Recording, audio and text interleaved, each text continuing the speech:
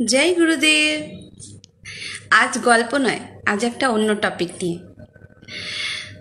শ্রীমদ্ ভগবদ গীতাতে শ্রীকৃষ্ণ অর্জুনকে বলছে, অর্জুন আমি তোমার অনুসুয়া।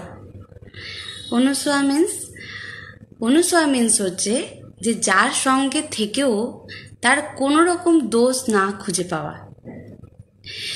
আমরা কি করি, মনে করুন একটা কোনো পাহাড়কে দূর থেকে দেখলে কত ভালো লাগে, তাই না?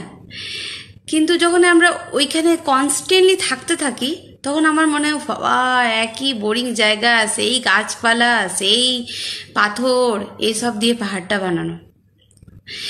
তো আমরা যে কোনো রিলেশনশিপে শুরুতে আমাদের খুব ভালো লাগে যে আরে এটা তো খুব ভালো, এটা মানে খুব অ্যাট্রাকটিভ।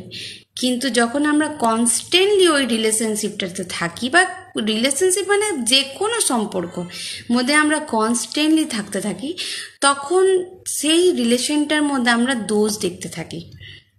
দেখি তো, তার দোষ খুঁজতে থাকি, তার সব কাজেই তার দোষ বার করতে থাকি।